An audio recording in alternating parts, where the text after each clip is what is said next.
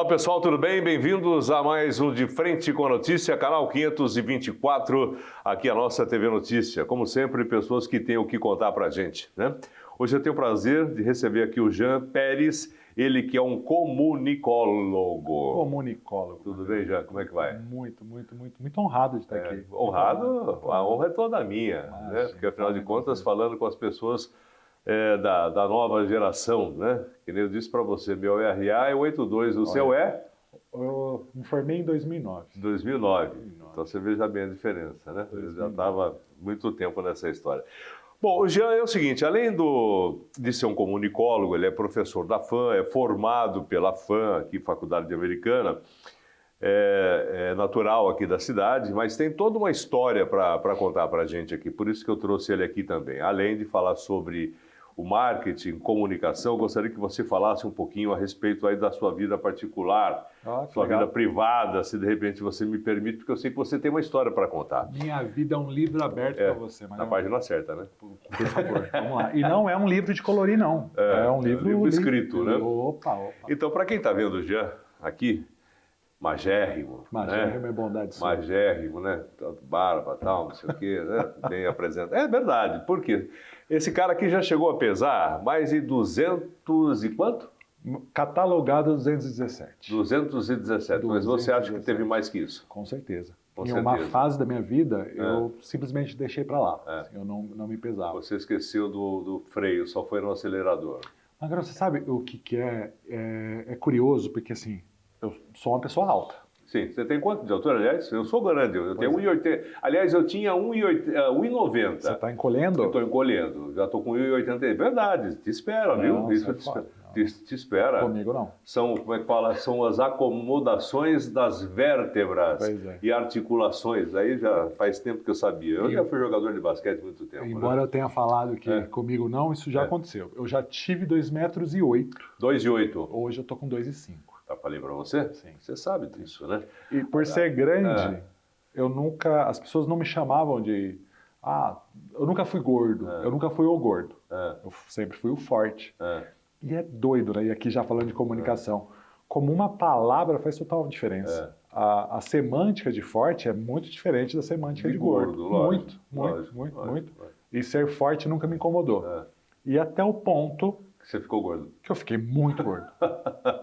Ainda assim. Isso desde a sua adolescência ou juventude? Como é que foi? Acho que não. Eu tenho uma lembrança de uma adolescência comum, assim. Ainda muito alto, mas eu acho que perdi a mão mesmo, acredito que 20 anos para frente. É verdade? Você não é hereditariamente gordo?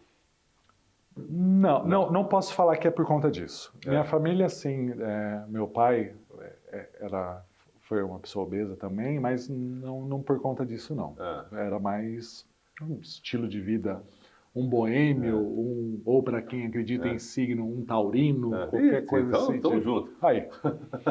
Então, eu tenho várias desculpas ao meu favor. Tem. Eu conheço bem isso aí também. Mas chegou um momento que eu estava muito pesado, fui parar num pronto-socorro, e aí de lá eu recebi esse ultimato. Eu preciso me arrumar, senão dessa eu vou para outra. Sim. Eu nunca tinha... Não é engraçado. Eu nunca tinha pensado na morte como possibilidade até aquele dia.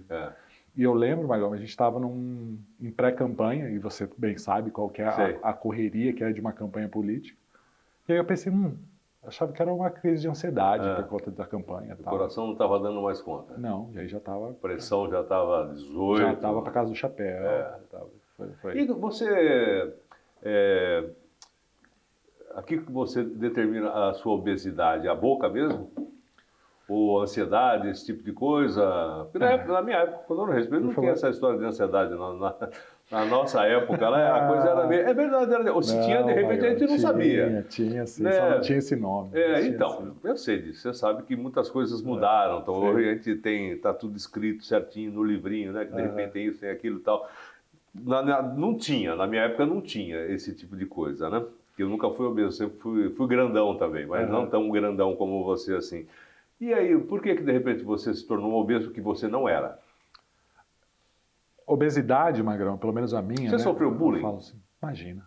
Então, já que a gente está falando de ansiedade, não sofreu? Imagina. Não? De Não, forma porque alguma. você, enquanto era fortão, tudo bem. E quando te chamavam de gordo? Não chamaram. Não Eu chamaram? não tive esse momento da minha vida. Ah, você não teve? Porque aí eu saio de uma pessoa alta, do forte, ainda pro gordo, mas as pessoas não vão chegar para mim com 2,08 metros, pesando 220 quilos. Qual a possibilidade disso acontecer? Falar assim, ô gordo, isso não vai acontecer.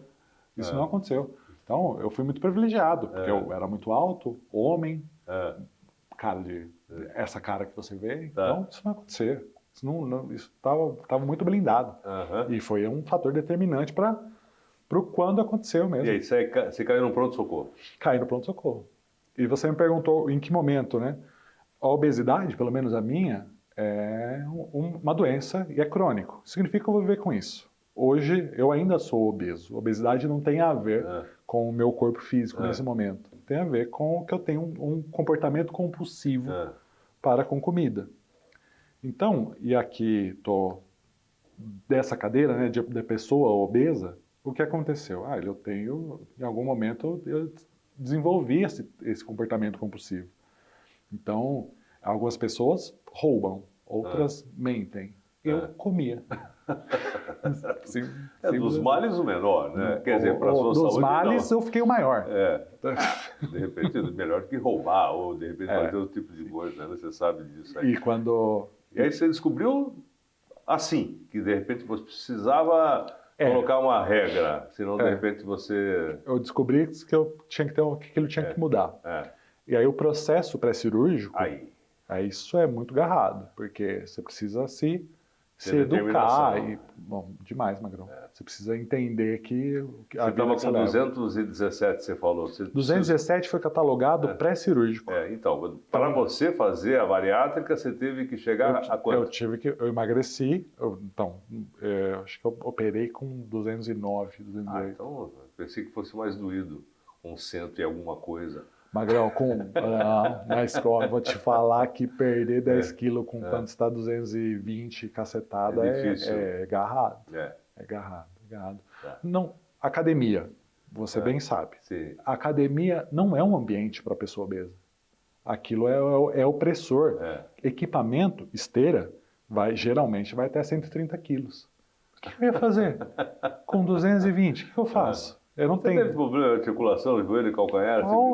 Muito, Magrão. Fêmur, muito. Tudo, né? Lógico, para aguentar 220 quilos, né? Muito. Estrutura óssea. Hoje, mais magro, né? Eu ainda tenho reflexos daquela vida que eu levava.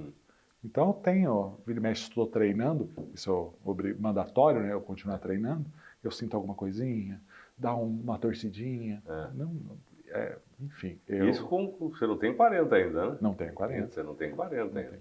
Então você tem que se cuidar mesmo, né? Tem. A máquina, eu rodei muito no pneu murcho. Rodou com o pneu bem murcho, né? Rodou. Eu dei uma forçada, Magrão. Aí depois você fez. Aí você fez a bariátrica com 200 Aí e pouco. fez bariátrica e a educação disso? Como é que faz depois? Tem que reaprender a comer, é isso mesmo? Tem que reaprender a comer. E eu tive um agravante, né, nessa trajetória que é chamado pandemia. Eu opero no final de 2020, outubro, inclusive vou fazer 5 anos de operado. Olha, quem olha para você não imagina que você já foi obeso. Sim. Eu sempre você foi magrelão. Magrelão não, de forma alguma. E aí vem a pandemia e o que é? Voltando ainda para a obesidade. Enquanto comportamento compulsivo, eu tiro da minha vida a possibilidade de comer, porque fisicamente eu não consigo mais. Só que a compulsão é um bagulho ingrato, ela ainda está lá. Então a compulsão, ela escorrega. E aí você pode falar com outros bariátricos que você vai ter um comportamento parecido. Acho que aqui tem 2, né? Tem o Fábio e tem o Nando. A Isa também. 3. Olha aí. Normalmente, e aqui estou falando no campo das hipóteses, um bariátrico ele vai escorregar a compulsão dele. Então, eu tinha compulsão pela comida, aquilo eu não consigo mais, eu vou usar minha compulsão em outra coisa. Posso começar a beber, posso começar a fumar, posso começar a fazer muito sexo, posso começar a roubar, ou posso começar a gastar muito. E aqui eu falei 5 compulsões. Qual que você optou? Não gosto de cigarro. Não gosto de cigarro.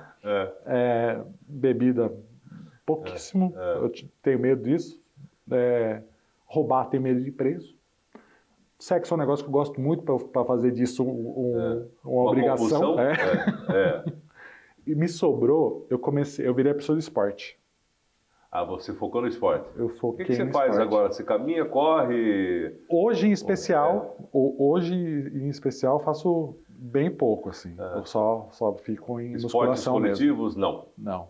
Mas no pós-cirúrgico, eu ia treinar 2 vezes por dia. Eu treinava, fazia musculação, fazia natação. Fazia crossfit. E aí eu vi resultado. Porque eu precisava escoar a minha compulsão. E é curioso, né? Eu poderia ser a pessoa workaholic, mas eu já vinha de um estado de workaholic. Então eu foquei em esporte. Assim. E foi... Aí, de novo, né? Dos males o menor, aí acho que cabe. Você acha que a cirurgia resolveu o seu problema? Magrão, a cirurgia me salvou, sim. Não sou e nunca vou ser a pessoa defensora da cirurgia. Por isso que eu fiz a pergunta, porque a cirurgia bariátrica de tempos para cá, ela virou meio que moda. Sim, inclusive, tem pessoas que já fizeram mais que uma vez, inclusive. Não, é bizarro. Eu já vi pessoas que engordam para fazer cirurgia. Sabe, que está no linear ali. Assim, mas se eu engordar mais um pouco, eu já viro o paciente eletivo para bariátrico. E acho isso um crime. Por que você acha isso? As pessoas tendem a... Por que as pessoas fazem isso? Não porque acham que é o mais fácil. Porque acham que que na balança que seria o mais tranquilo, assim. Sem ver o pós, né? A gente é muito disso de imediatista, né? Resolver rápido, né? Mas é uma E você acha que, pelo fato de você ser homem, eu acho que de repente isso para a mulher pega um pouco mais, ou não? Sim, né? sim, com certeza. Mulher gorda é uma coisa, homem gordo é outra. Muito. Isso historicamente, Magrão. Reis gordos eram abastados, afortunados. Mulher gorda não, era feia, era largada. Deixava no canto. Sim. E reforço, eu fui muito privilegiado, muito. Tá certo. Aí, pessoal, contamos um pouco da história do Jean. Esta é a sua vida, né? Aqui no De Frente com a Notícia, para a gente chegar depois na parte de comunicação, na parte que ele diz que ele é um comunicólogo. Qual é a sua formação? Relações públicas. Relações públicas. Relações públicas. Tá, mas você também trabalha com marketing. Sim. Né? Você estudou na FAM. Sim. Você saiu de lá como Relações Públicas. Relações Públicas. Eu faço Relações Públicas na FAM, depois eu vou para a FGV e faço marketing. Tá. Essa noção, entendimento de comunicação, hoje eu me coloco como comunicólogo justamente por conta disso. Por quê? Porque eu sou uma bagunça. Eu sou um Relações Públicas que queria ser jornalista, mas, honestamente, hoje sou um publicitário. Então, eu não caibo mais só numa caixa. Assim.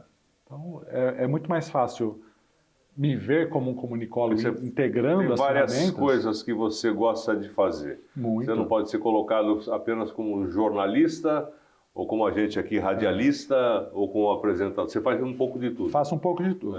E aí, jamais diria apenas, porque a sua profissão em especial é uma que eu admiro muito. Mas eu entendo que eu sou generalista. Então, para ser muito honesto, é isso. Então, obviamente... Você não é especialista em determinadas áreas? Tem alguma que você gosta mais? Gosto muito de comunicação no sentido lato da palavra, de comportamento. Mas, inevitavelmente, eu preciso de um suporte. Eu sou uma ótima dupla. Você me coloca com jornalista, eu, quase por osmose, eu consigo duplar muito bem. Se eu estou com um publicitário, também a mesma coisa. Duplo muito bem. Eu sou um ótimo generalista. E acho que por isso que funciona, inclusive. Porque eu não estou habituado a ver só ali. Eu sempre procuro outras perspectivas, sabe? Como encarar aquilo da melhor forma. Aí você também é professor, né? Sou. E quantos alunos estão sobre a sua asa? Esse ano passaram... essa boa pergunta. Eu acho que passaram uns 30 alunos por 30? Porque eu dou aula na pós-graduação da FAM. Já terminou esse ano? Tive 2 módulos, já tive 2 módulos esse ano. Tá. Agora só no ano que vem. Tá. Sim. É muito legal. Eu acho que professor é o meu vocativo favorito, depois de... Professor. Professor. Gosto muito. Gosto muito. Hoje em dia, como é que é eu estou falando porque eu já volto no tempo, meu RE é 82. Então, hoje, lousa existe, mas de maneira diferente. Faz muito tempo que eu não entro numa sala de aula, para te falar a verdade, né? Muito diferente. Gostaria que você falasse um pouco disso. Por exemplo, você estava dando aula, só para a gente repetir, né, nesses módulos agora que você encerrou? Foi... Do quê? Dei aula de storytelling e de marketing digital. Tá. Eu tive muito medo quando essa turma apareceu, porque eu pensei justamente nisso. Falei assim, como prender a atenção de aluno em 2025? Como? Aluno pode ter celular na sala de aula, no seu caso? Magrão, acho que aluno, se ele está ali... Ele está independente, né? O que eu devo a ele é essas atenções, sabe? A migalha de atenção ali. E eu penso que é mais fácil para ele estar em casa. Se ele decidiu ir até a faculdade... Eu não vou ficar... Não sou eu que vou limitar o que ele quer fazer. Então, e eu falo sobre isso. É diferente porque a gente está falando de curso superior, certo? Sim. Curso superior diferente, por exemplo, de escola primeiro grau. Mas eu estive recentemente, eu estive na cadeira de coordenação de comunicação do Instituto, e aí no Instituto eu vejo algo parecido assim com como prender a atenção de alunos do ensino médio ali. Mas eu vou te falar que acho que a informação ou o acesso à informação ela está tão disseminado que em algum momento eles entendem que, ok, agora que eu preciso parar e prestar atenção. Não dá. Pelo menos a maioria. É óbvio que tem lá os seus pontos. Você, de certa forma, não me entendam mal, é privilegiado porque sempre deu aula em escolas particulares. Eu imagino e sei de relatos de professores amigos que na escola pública é bem diferente. A pegada é outra. A pegada é outra, inclusive, dependendo do tamanho do aluno, não que ele dita as regras, mas ele não aceita a determinação de professor, né? E aquela história, que nem o cara que está numa faculdade, onde você dá aula, ou num colégio que você também administrava, sei lá, a parte que você fazia é diferente. O cara está lá, tem uma parte financeira envolvida. No ensino público, a coisa é meio diferente, é meio por obrigação, né? E o professor, às vezes, tenta, de repente, passar o conteúdo e não consegue, porque esse tipo de comportamento atrapalha. E hoje em dia é proibido, né? Sim, é proibido. É por lei. Por lei é proibido. Por lei. O cara não pode. Você sabe que eu fico pensando, da onde eu venho, eu sou emergente, estudei no Brocato, depois no PAS. Então... Mas era diferente. Ou não era diferente? Não sei. Não era tanto diferente porque você não tem 40. Na minha época era bem diferente. Mas você sabe, para você. E eu tive professores que mudaram a minha vida. A minha também. Inclusive, outro dia foi dia do professor, eu fiz uma relação de professores que eu me lembro até hoje, que foram os responsáveis por mudar a minha vida, porque adolescente é uma coisa esquisita, você sabe, na evolução de hormônios e tudo mais, aquela coisa, você pensa que você sabe tudo, que o mundo de repente vai acabar amanhã. E é complicado. Eu sinto que em algum momento fica meio claro que para você mudar de estágio de vida, você precisa tomar atitudes diferentes. Jean, eu vou para um intervalo comercial, a gente continua nesse papo daqui a pouquinho no segundo bloco, porque tem muito assunto para a gente falar aqui, inclusive a respeito, obviamente, do marketing, da comunicação e também aí de como, de repente, um professor com nem 40 anos... É jovem, né? Porque meus professores eram todos acima dos 50, quer dizer, com a idade que eu tenho hoje. Vamos para o intervalo comercial que a gente volta já.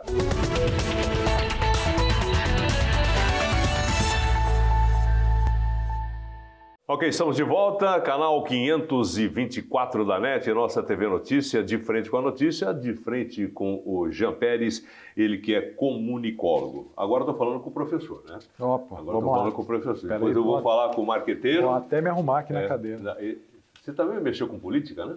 Sim, fizemos algumas campanhas. Temos algumas campanhas? Algumas. Você pode falar? Posso, porque não.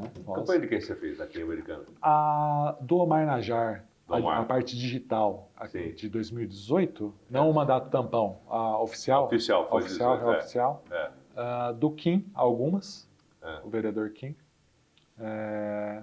Do deputado deputado estadual também. Kim. Sim. Que é um grande amigo. Tem uma causa que a gente acredita muito também. Tá. Mudou bastante o Kim também, né? Mudou de partido também. Mudou sim. Aliás, tudo muda, né? Tudo passa. Algumas coisas talvez não devessem mudar, mas muita coisa muda. Então, veja Alguma bem. coisa muda. Viu, a gente estava falando a respeito de aula, de aluno, de comportamento, né? Por exemplo, há quanto tempo você está na FAM dando aula? Eu volto para a FAM esse ano, foi em 2025. Você começou em 2025. Sim. E aí? 2025. Olha, eu vou te falar, antes da FAM, eu passei pelo SENAC, aquele era ano de 2017. Aí que você começou a dar aula? Foi 2017. SENAC. Foi no SENAC, aqui em Americana, dava aula de social media, quando isso ainda fazia sentido. Magrão, para ser honesto, eu não sei. Eu não consigo falar para você, olha, isso aqui mudou. Eu sinto que quem muda é a gente mesmo. Os desafios, eles sempre estavam lá. Eu posso falar para você que muita coisa nesses meus mais de 40 anos de comunicação mudou bastante. Na minha época, por exemplo, não tinha internet. Imagina. Você imagina, já começa por aí, né? A internet foi uma coisa que, a hora que apareceu, foi a internet de escada. A gente nem sabia o que era Google, porque também estava começando a chegar. Depois veio Facebook, depois veio Instagram, o X, o Twitter e coisas assim. Então, a nossa parte era a mídia escrita, que era o jornal. A gente passava todo dia 4 horas, 4h30 da manhã, 5 horas, esperando o caminhão do estado de São Paulo chegar, passar, porque o caminhão saía de São Paulo, vai vendo, e ia para todo o interior do estado de São Paulo, passando pelas cidades, distribuindo o jornal, né? E depois tinha o da Folha de São Paulo, tinha outros, tinha o próprio Jornal da Cidade, a Americana tinha 2 jornais, inclusive, ou até mais na época, tinha a Folha de Americana, o Liberal até hoje, muito pouco no papel, mas tudo migrou para o digital.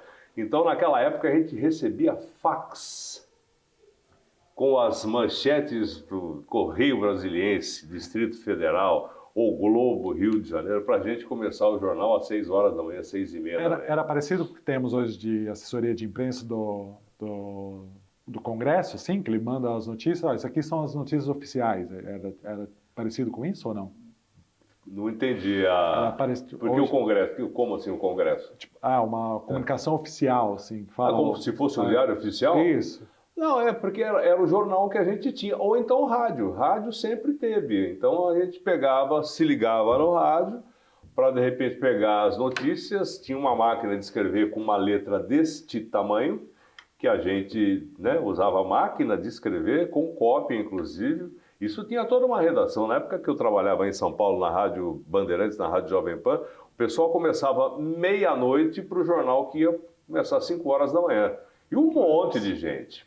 Não era meia dúzia, porque naquela época você tinha gravador de fita, para você pegar as matérias que eram editadas. Nossa, era uma coisa muito complicada. Hoje em dia o pessoal reclama não sei do quê, porque é só com um clique, com um mouse, está tudo mais ou menos pronto. Lógico que tem alguma coisa que você elabora um pouco mais, principalmente aqui no interior, né?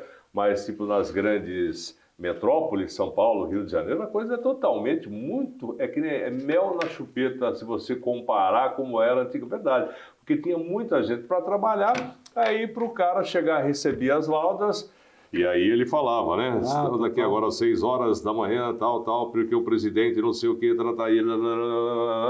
E a maneira de comunicar também é totalmente diferente. Hoje a gente dá notícia, né? E normalmente, aqui a gente comenta também, a gente tem essa liberdade. E normalmente o pessoal não comenta. Essa história de apresentador começar a comentar, porque tinha o comentarista que era convidado especial para fazer, especialista para isso. Então hoje o pessoal participa, né? Então, não sei até que ponto isso é bom ou é ruim. Para a gente aqui é muito bom, porque eu comento e comento mesmo, não tem problema nenhum. A gente dá a notícia, faz o comentário, mas o ouvinte, no caso da rádio aqui, tiram suas próprias conclusões. Eu imagino que, de repente, a gente tenha ouvintes com um bom discernimento para saber que, de repente, a coisa é.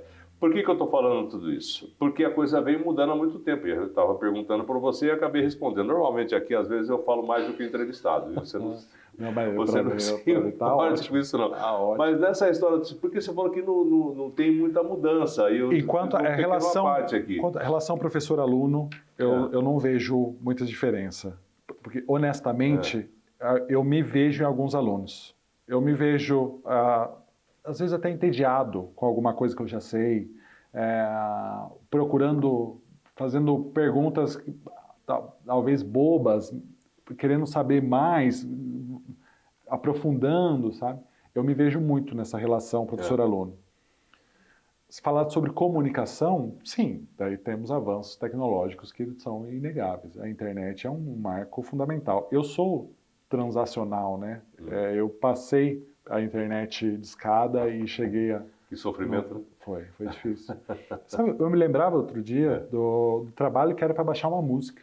Música você tinha. E vídeo? Pois, não, vídeo para mim só foi muito depois do tempo. Depois, né? Mas música você tinha. Quando você ouviu a nova música do Linkin Park? Falou, não, peraí que eu tenho aqui. Daí eu escolhia passar ou não uma música para um amiguinho. E para o amigo receber, ele tinha que apagar alguma música do celular dele. E não dava, né? Não tinha espaço. Não, era muito diferente. E esse processo de baixar uma música, levava-se horas e sei lá, passava um caminhão na rua, balançava o fio da internet, caía a conexão, já era. Começava de novo. Então foi muito doido, Eu não sei. Você não passou pela época do long play? Não. Passei nem no compacto duplo? Não. Fita cassete também? Fita cassete, sim. Pegou assim? Fita cassete bastante. Eu era criança que gravava o programa para assistir com a minha mãe. Então, eu era especialista em programar videocassete. Videocassete? Videocassete. Não, mas cassete, digo, de carro. Também. Porque tem muita gente que gravava, e eu trabalho no rádio há muito tempo, a gente fazia questão de estragar a gravação do cara que estava... É isso que eu ia dizer agora. A gente falava no meio, lógico. Muito. Notícia me ferrou muito. As minhas mixtape, meu Caetano Veloso sozinho com Notícia FM. Falou, que isso? Lógico. Agora tinha que falar? A gente fazia de propósito. Muito, Magrão. Muito. Tá, então, e nessa mudança toda, Jean, as pessoas que de repente você está dando aula, porque além de dar aula, você também, você no marketing trabalha onde? Você tem a sua empresa? Como é que você... Hoje, enquanto comunicólogo, eu estou à frente de algumas cadeiras aqui. Então, eu estou como comunicólogo no John Go aqui. O que você faz no John Go? Criativo. Criativo, toda a gestão de comunicação e tudo que está acontecendo lá para você mostrar. A parte plástica. Passa pelo Jean. Passa sim. Aliás, é difícil, é um bar que deu certo aqui, né? O John Go, ele dá muito certo. Porque na mesma época que o John Go abriu, um monte já fechou. E outros já abriram e o John Go continua lá. A autenticidade é a palavra. O John Go, ele nunca tentou ser algo. O John Go sempre foi. E isso, acho que o americanense, acho que celebra. E foi um público cativo já há muito tempo. Sim. Quanto tempo? Uns 15 anos? O John Go vai para 15 anos. Eu lembro exatamente quando abriu. Eu tenho história também, eu lembro. Eu já frequentei a vida noturna também, porque hoje em dia eu mudei, né? Agora eu acordo às 4, não durmo às 4, né? Então é diferente a coisa, né? Eu estou como coordenador de comunicação também na Labutari, que é uma incorporadora de empreendimentos. Estamos abrindo um mall em Hortolândia e isso está muito legal. Mas dá conta de tudo isso? E dá aula ainda? Pois é. Então. Pois é. Recentemente eu tive que fazer alguns ajustes na minha vida, na minha agenda, para liberar algumas horas. Mas graças a Deus, tá dando para tocar? Tá. Não por um acaso fico de olho aqui nos batimentos cardíacos, né? Para ver se quando tá... Aliás, eu estou tomando o seu tempo, de repente, se você... Bom, acredito que agora dá para você... Tá tudo bem. Vai ficar também agora. Não vou soltar você. Tá tudo bem. Tá tudo bem e meus batimentos estão bem. Tá. E me fala uma coisa, como é que você está vendo a comunicação? A gente falou de rádio, a gente falou de CD, falou de vídeo, Mudou muita coisa. Hoje em dia, você baixa tudo instantaneamente. Você tem aí as mídias sociais, tem a história das fake news, tem muita coisa acontecendo, muita coisa boa e muita coisa ruim acontecendo nas redes sociais. Você acha que isso tem como, de repente, filtrar para, por exemplo, para as crianças e adolescentes, por exemplo? Como é que faz isso? Eu sinto, Magrão, que a gente chegou num momento onde as coisas deram tão errado, aí falando sobre rede social, que a gente começa a revisitar algumas coisas. O que deu errado, na sua opinião? Muita exposição, muito conteúdo superficial, pautas muito tortas, teve bastante coisa que deu errado, assim. Um excesso de opinião, e aqui eu vou dividir informação de opinião. Você faz Mas isso você não acha bom? Por exemplo, o cara que tem a opinião dele, porque a pessoa vai aceitar ou não. Eu falo que, inclusive, existe algumas tentativas, eu chamo de censura, de normatizar a internet, de repente, o que pode e o que não pode. Eu acho que essa história, o que pode e o que não pode, já começa errado. Porque quando você fala não pode, aí tem alguma coisa que de repente pode vir por trás disso. Eu acho que a pessoa, não é todo mundo, você sabe disso, mas isso pode ser publicado, isso não pode ser publicado, eu não concordo com isso. Eu não sei. Eu entendo que é um assunto delicado e tem algumas possibilidades. Opinião, para mim, é falar que eu prefiro azul. Então, essa é a minha opinião. Agora, quando eu venho com, você deve ou não tomar uma vacina, e aqui vou me posicionar, você não deve tomar a vacina por causa de X, Y, Z, eu não acho que isso seja opinião. Enquanto comunicólogo, eu não devo dar uma opinião sobre algo que eu não domino. E esse excesso... E se for a sua opinião? Por exemplo, eu conheço pessoas que são antivacinas, e pessoas inteligentes, certo? Você pode até discordar do inteligente. Estou aqui discordando. Entendeu? Mas pessoas que têm aí uma vida toda, que nunca vacinaram os filhos, que nunca fizeram nada, e é uma opção, segundo eles. E não são um ou dois, não. É muita gente. Não estou nem falando época de Covid e muitas coisas, porque tem muita crítica a respeito dessa história de vacina. Não estou falando de saving, não estou falando desse tipo de coisa mais antiga que já está enraizado e tem que tomar mesmo febre amarela, tal.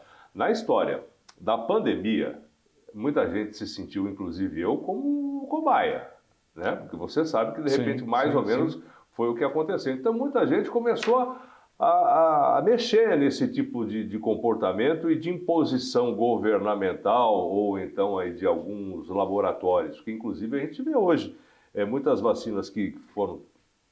salvou muita gente, mas tem muita gente que diz que tem aí efeitos colaterais até hoje, lógico. Se você colocar na balança, são muito menores do que a possibilidade de morte que tinha naquela época, né? Mas eu acho que é esse o ponto. Eu pararia nesse momento. Se o lado bom for menor do que o ruim, mas o cara não pode ter, por exemplo, a opção, não quero tomar e não vou tomar. Opção, claro que pode. Então, mas é isso que estava acontecendo na época. As pessoas estavam quase sendo linchadas quando alguém descobria que você não foi vacinado. E aqui, Magrão, eu vou até voltar para o que a gente estava falando sobre opinião. Nós estamos falando tudo de internet, tá, gente? Só para a gente contextualizar que de repente você pegou agora. Estamos falando de vacina, não. A gente vai chegar daqui a pouco também, hoje, nos influenciadores. Depois eu quero que você fale a respeito disso. E esse é o ponto. Enquanto comunicólogo, eu posso te dar embasamento sobre comunicação.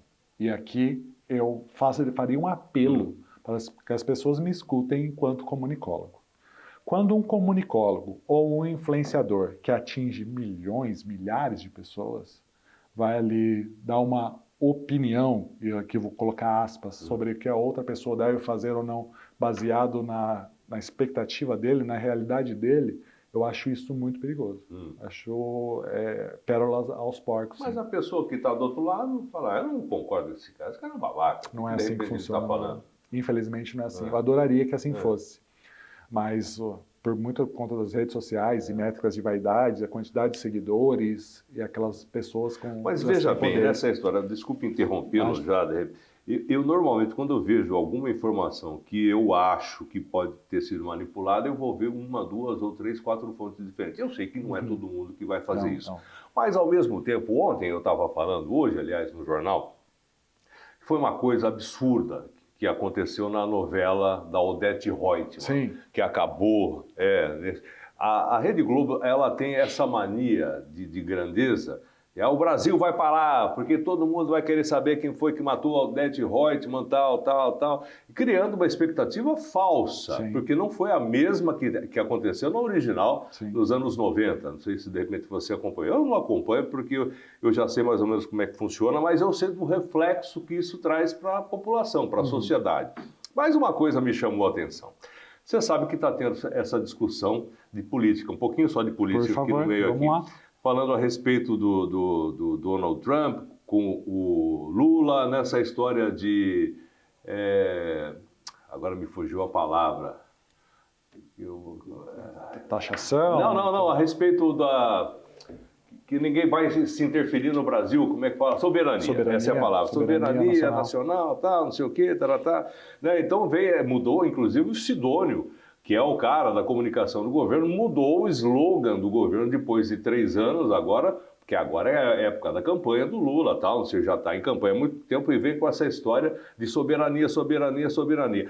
Em um determinado momento na novela, um diálogo de pai e filho falando a respeito, não, porque o Brasil é maravilhoso, porque o Brasil não tem problema, porque o Brasil tem pleno emprego, porque o Brasil é isso, não sei o quê, ninguém vai mexer com a nossa soberania. Todo aquele discurso político colocado num diálogo entre pai e filho para uma população toda ouvir subliminarmente para que de repente isso faça a cabeça das pessoas. Que nem eu falei, o marketing, o merchandising, por exemplo.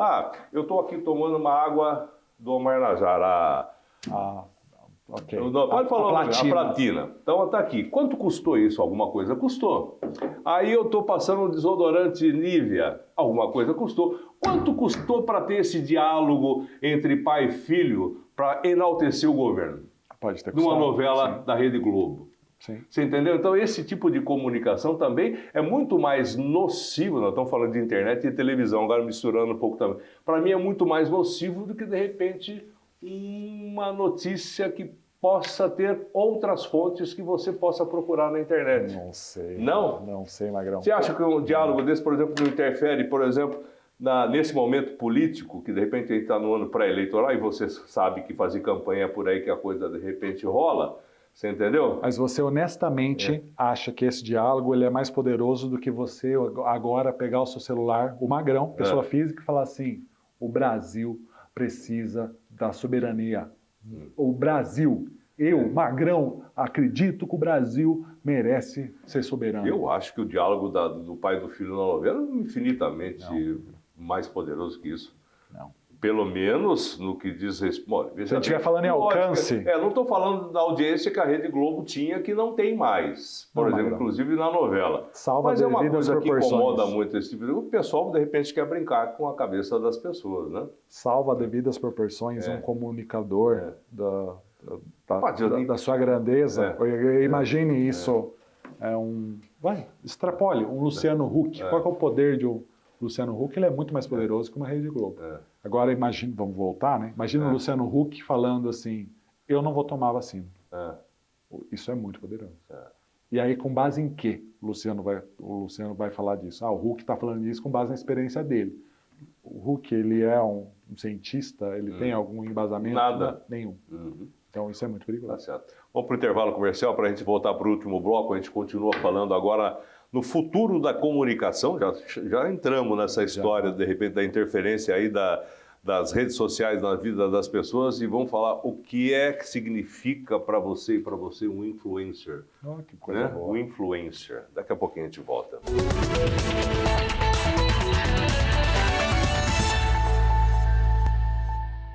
Ok, estamos de volta aqui pela nossa TV Notícia, canal 524 da NET, com De Frente com a Notícia. Estou de frente aqui com o Jean Pérez, ele que é comunicólogo. Aliás, né, faz bastante coisa, né? E estamos aqui conversando e também imaginando o que é que pode acontecer agora nesse último bloco com a comunicação. Eu estava usando o exemplo da novela que acabou, aliás, né? E também do poder hoje da comunicação dos influencers, né? Antigamente, para o cara influenciar alguém, influenciar você, eu, ele, qualquer um, ele tinha que ser, por exemplo, no esporte, tinha que ser um jogador de futebol muito bom. Esse cara, de repente, né? Tanto que o cara era contratado para fazer comercial de televisão, esse tipo de coisa. Um radialista, um artista de televisão, de novela, de cinema, enfim, né? Hoje em dia, você, através das redes sociais, você tem aí os influencers, né? São aí pessoas não estou dizendo, vou colocar todo mundo no mesmo saco. Tem muita gente boa.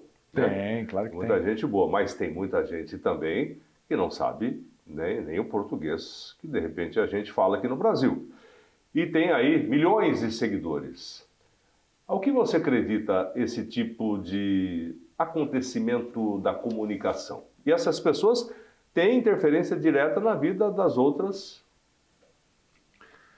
Esperança, Magrão. A esperança e você se ver em outra pessoa. É sobre a esperança e sobre ser aspiracional. Quando um querido lá no Nordeste fica famoso chutando uma bola e fazendo uma comemoração, tal qual Luva de Pedreiro, eu não sei, veja, eu não sei qual é o nome do Luva de Pedreiro, mas eu conheço a persona Luva de Pedreiro. Quando eu vejo que ele tem sucesso, isso ele desperta um gatilho em mim falando assim, ok, talvez eu consiga também ascender para o mundo. Talvez eu consiga que as pessoas também me reconhecido. Ter um pertencimento. Porque agora a internet possibilita isso. E não é um problema exatamente sobre isso. O problema eu vou insistir nessa pauta, influenciadores ou pessoas com um grande número de seguidores, eles começarem a dar opiniões que eles não entendem completamente. Acho isso muito perigoso. O fato de existir influenciadores aos montes nunca me incomodou muito, não. O primeiro influenciador que me influenciou de verdade foi Jô Soares. E muito do que eu sou hoje, enquanto comunicólogo, é porque um dia eu fiquei muito tempo assistindo o programa do Jô e falei assim, é isso que eu quero da minha vida. Então veja como a influência, ela sempre teve aí, realmente. O que você faz com essa influência, eu entendo que é o diferencial. O que o Magrão faz com a influência dele é o que dita sobre realmente os valores e que está intrínseco à sua pessoa. Mas culpar a internet por conta disso, eu não é meio que matar o mensageiro, sabe? Não. Então, por isso que eu volto naquele assunto. Você acha que a internet tem que ser regulamentada? Obviamente. Tudo deve ser regulamentado, Magrão. Isso pode, isso não pode? Eu iria por você é responsável por aquilo que faz. Isso não tem a dúvida. Isso não tem a dúvida. Você é responsável por aquilo que você fala. Inclusive, eu acho que o cara que é o influencer, ele tinha que ter lá o CPF dele. Sim. Né? Para, de repente, se alguma coisa, você é responsável por aquilo que você faz. Sim. Por aquilo que você fala. Essa discussão, ela não é exatamente nova, não, Magrão. Não, muito. Em 2012, eu participei do Marco da Internet. Então, eu fui para Belém participar de um fórum. E nesse fórum, a gente discutiu sobre qual que é o limite da internet. Mas mudou muito isso. 2012. 2012. Então, a gente está desde aquele tempo discutindo sobre. E naquele momento, a gente discutia assim, fez um post no Facebook, eu fiz um post xingando o Magrão. Quem que é o responsável? Sou eu ou é a plataforma? Eu acho que é o cara. Eu acho que é o cara também. Mas aí, se eu sou o dono do muro e está te ofendendo, rapidamente eu posso derrubar o muro, eu derrubaria o muro. Se a plataforma fala assim, não quero derrubar o muro porque eu sou a favor da liberdade de expressão. Ok, mas a gente está falando de um crime? Sim, então você é culpado. Bom, dessa parte eu não concordo. Eu concordo, por exemplo, quando o que aconteceu na parte política aqui, que foi derrubado muito conteúdo de uma vez só, derrubado o cara, não aquilo que ele disse. Aquilo que ele disse foi uma besteira, derruba aquele vídeo. Agora não exclui ele de uma vez. Mas é a reincidência que é o problema, né, Magrão? Porque eu vou falar lá, eu vou falar uma grande bobagem e eu sei que aquilo é uma grande bobagem. Postei, chegou para 100 mil pessoas. Aí vão entrar com o processo e vão tirar a minha fala. Beleza, mas eu já atingi 100 mil pessoas. E eu sabia que aquilo ia acontecer. Daí eu vou lá e faço de novo. Falei, agora eu vou falar para mais 100 mil pessoas, vou falar uma outra mentira. E assim eu vou ir para sempre. Então, em algum momento, sim. Não, cara. Obviamente você sabe que você está fazendo cagada. Para, derruba o muro desse cara, sim. É sobre responsabilizar. Você tem o direito, todo mundo tem o direito de falar uma grande bobagem. Tudo bem, essa história de você derrubar, tudo bem, você pode derrubar. Mas eu acho que a coisa que pode acontecer é quando você mexe no bolso das pessoas. Se o cara tem o CPF e é o CPF dele mesmo, você não precisa nem derrubar.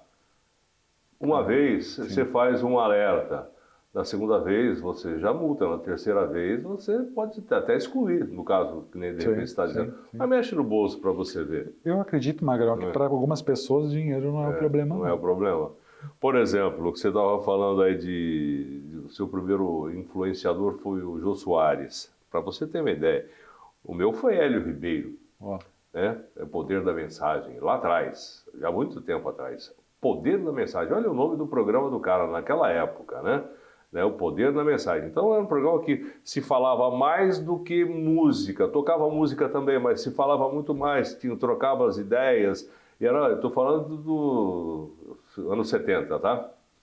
72, 73, por aí mais ou menos. Eu devia ter uns 10 anos e alguma coisa por aí.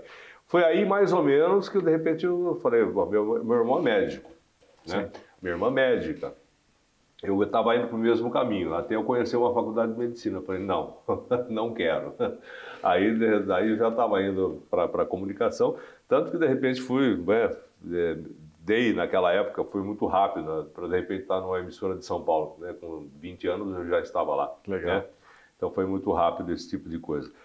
E agora eu estou fazendo essa comparação porque, por exemplo, você tem aí uma influência de um Jô Soares e de um Hélio Ribeiro, é uma coisa. Agora, de um MC do Rodo, você entendeu? É complicado, aí é complicado. E o cara dizendo, eu sou, com perdão da palavra, eu sou foda, porque eu sou isso mesmo, tenho 16 milhões de seguidores, o cara foi preso, um monte de ouro, dinheiro, carro, ninguém sabe direito, se mistura crime organizado com tráfico de drogas, com influência, sabe, com monetização da própria internet. Quer dizer, e aí? Magrão, e talvez eu seja muito mal interpretado no que eu vou dizer. A gente tem que entender que todo mundo está no mesmo mundo e a maioria das pessoas tem capacidades cognitivas muito parecidas. Mas aí, achar que o ponto de partida é o mesmo, que a gente começa a corrida do mesmo lugar, isso não é uma verdade. Talvez o MC do Rodo... E tantos outros, foi apenas um exemplo. Sim. Ele influencie a pessoa da onde ele está... E ele muda a vida de pessoas. E isso pode acontecer. É o melhor que ele pode fazer. E o melhor que ele pode fazer, aí eu vou voltar, se o lado bom for menor do que o ruim, tá tudo certo. Tá tudo certo. Eu não acho, e de verdade eu não vou chegar com esse elitismo de falar que, não, o que é bom que você precisa ler é Dom Casmurro. Aliás, você só vai entender o Dom Casmurro depois que você lê 2 ou 3 vezes, né? Porque a primeira vez é um saco. É difícil, não é? Exato. É muito difícil, muito difícil. Então, o que me preocupa nessa história é que através das redes sociais, tal, apologia ao tráfico, apologia ao crime, porque é um povo sem esperança.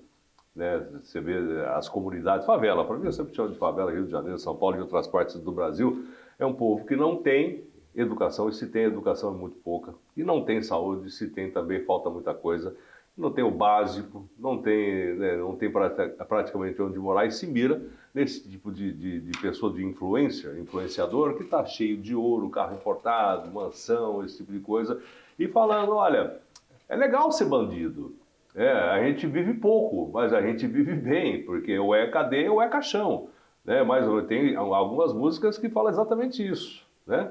É legal, de repente dá tudo certo, você vai usar droga, tal, não sei o quê, vai ficar rico, ou vai ser preso, ou vai ser morto, mas a vida a 1000 é melhor do que a 10. Né? Mas é a representatividade, né, Magrão? É aquilo que as pessoas estão vendo, elas vivem essa vida, né? Então isso é tá difícil. Tudo bem?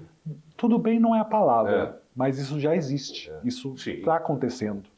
E aí, só não falar sobre isso, talvez também não seja o ponto. E aí é uma coisa a ser normalizada? Regulamentada também. Por exemplo, o cara está fazendo apologia ao tráfico, né? E tem 1 milhão, você viu de repente o que aconteceu com o filho do Marcinho VP, que foi preso, a hora que soltaram, fizeram uma festa. Tinha mais de 2, 3, 5 mil pessoas esperando o cara. Quer dizer, o cara é ídolo, né, de uma população paupérrima do Rio de Janeiro. Apenas um exemplo.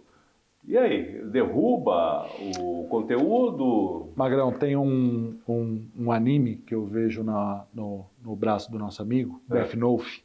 E o Death Note, ele fala assim, é muito tênue essa linha de eu decidir quem vive e quem morre. Aí eu tenho que descobrir, eu tenho que entender que ou eu vou regulamentar tudo, e aí você juiz e executor, ou as pessoas realmente vão viver suas vidas com base nas suas histórias, suas determinadas histórias. Usando isso como exemplo, eu não sei de verdade o quão distante está o cara que faz apologia que ele fala que ele está vivendo aquela vida que ele deve viver de 1000 a 10 anos a 1000, do que 1000 anos a 10. Isso aí Raul Seixas já falava, né? Sim, mas honestamente, o quão diferente é esse cara do cara que tem a opinião lá que a gente falou no primeiro bloco da vacina? Não sei, são opiniões. São só opiniões. E aí, de novo, e usando a sua fala, ele vai influenciar aqueles seus semelhantes. Então, as pessoas ainda têm o discernimento de falar que isso aqui não é para mim, ou isso aqui é para mim. Insisto, ou a gente regulamenta tudo, e aí fala assim, olha, isso aqui pode, isso aqui não pode, ou... Em todos os segmentos, inclusive na política. Nossa, eu começaria na política. Política é muito difícil, e você bem sabe disso. Sim. Né? Magrão, quantas vezes, isso é uma pergunta particular mesmo, quantos prefeitos passaram por você ali, você não teve vontade de falar assim, você está mentindo, isso aqui você não vai fazer, né? Você sabe que isso aqui você está enrolando. Alguns eu falei. Pois é. Eu não falei, digamos, no microfone, mas falei, você sabe que isso é inviável, não vai dar, né? Não vai dar para fazer, né? Tem coisas que claramente ele está usando do poder da comunicação. Então, isso aí não é que é até normal. O difícil da história é o cara, de repente, falar um monte de mentira com um discurso, com uma oratória, como a gente tem vários que, de repente, sabe falar isso aí, convence milhões de pessoas e sabe que não vai fazer. Então, e ele está usando do quê? Está usando a comunicação. Da influência. Mas antigamente o pessoal usava rádio e TV. Hoje ele faz isso 1 milhão de vezes. O pessoal usa recorte. Né? De repente tem uma ideia toda colocada, mas ele pega aquela parte e coloca e de repente pode levar para um lado, pode levar para o outro. Então, só como que a gente vai se proteger disso? Então, né? Mas a gente tem que se proteger disso? Tem, óbvio que tem. Tem que regulamentar. Olha, eu na verdade, é o seguinte, tudo bem que eu não posso comparar, não sei, tem muita gente muito mais inteligente do que você, não tem a dúvida, lógico, você sabe disso. Mas tem muita gente que não está nem aí para esse tipo de coisa também, e o intelecto não ajuda. Sim. Né? E o intelecto não ajuda. O que você acha que vai acontecer, a gente está quase chegando no final aqui, nos próximos anos? Resumindo tudo isso que a gente está falando agora, se de repente a internet tem que ser regulada, ou censurada, ou regulamentada. Eu jamais usaria censura como uma palavra para a internet, mas isso não vai acontecer. Mas... Eu uso às vezes. Não. É porque isso depende de quem vai dizer para você o que é que pode e o que não pode. Esse é o grande lance. Quem é que pode? Que vai ter uma comissão de quem do Supremo Tribunal Federal, do Superior Tribunal de Justiça, ou vão ser aí intelectuais, comunicólogos, ou vão ser jornalistas que vão dizer o que é que de repente a população pode ver isso? Não, a população não pode ver isso. Quem é que vai dizer isso? E que seja uma polícia, que seja alguém com o poder para, e está tudo bem. A gente já tem isso no mundo real. Eu citei a polícia e isso já acontece. Você não pode ficar nu na rua. É que nem no rádio, por exemplo. Eu sou responsável por aquilo que eu falo. Você entendeu? Na TV a gente é responsável, o pessoal sabe. É um ótimo exemplo. Rádio tem censura até hoje. Censura mesmo, tudo que está gravado. Ela está gravando tudo que de repente a gente fala. Sim, né? sim. Por exemplo, eu às vezes coloco um ouvinte e eu até digo, veja bem o que você vai falar. Eu não posso ser responsabilizado por uma fala de um ouvinte, mas eu coloquei ele no ar. Sim. Você entendeu? Sim. Mas só para resumir, eu sei que a história é longa, a gente pode ficar batendo papo aqui até depois de amanhã. Eu sinto que a gente você vai acha ter... que vai acontecer no futuro não muito distante com essa história de internet? Eu acho que teremos um marco regulatório, sim. Eu espero que sim. Entendo que por conta de IA, que é algo que a gente nem falou ainda, né? A gente volta pro olhar humano, então conteúdos feitos por pessoa vão ter um selinho lá, isso aqui foi desenvolvido por pessoa. E não foi pela internet, pela inteligência artificial. Muito provavelmente. Você acha que a internet deu voz aos imbecis? Será que foi a internet? Não sei se foi a internet. Mas potencializou. Potencializou, eu acho justo. A gente também pode ser colocado como 212 milhões de tiranos? Em alguns momentos, sim. Eu acho que a gente vai mudando de cadeira. E eu colocaria, inclusive, eu me coloco na cadeira do tirano e do imbecil. Eu sou o mais difícil. O pior difícil. Você é o tirano ou o imbecil? Às vezes as duas coisas. Às vezes as duas coisas, com certeza. Tá certo, tá vendo que de repente dá pra gente conversar bastante coisa aqui, né? Espero que você tenha gostado, mas faltou bastante assunto pra gente abordar, mas não vai faltar oportunidade. Foi uma honra. Aliás, vai ter campanha ano que vem, já contrataram o seu serviço ou não? Magrão, eu me aposentei disso. Política é, olha, uma das poucas coisas que eu não faço mais. Não faz porque não gosta ou porque não quer? Ou porque de repente ninguém chegou no seu preço? Não imagina, não é sobre preço, não. Com certeza, porque eu sou bem barato, sou bem acessível. Não é só sobre valores. Por que você não faz mais política? É porque eu me sinto muito responsável. A pessoa depositar o voto dela em alguém porque eu usei de comunicação e como eu não tenho a previsibilidade do futuro, do que não sei o que esse cara vai fazer, isso bateu em algum momento, isso ficou muito pesado para mim. Eu falei assim, não consigo mais. Eu já penso nisso 24 horas por dia. Mas cada um. Pô, Jean, obrigado por você ter vindo, obrigado por você contado um pouco da sua vida, da sua história, né? Não é qualquer pessoa, é um comunicólogo, muito pelo contrário, você acompanhou aí, viu toda a história, né?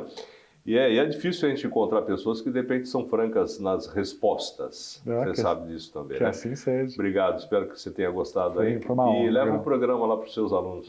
Aí, ó. O pessoal tá certo. Vai gostar. Obrigado, Jean. Valeu, Magrão.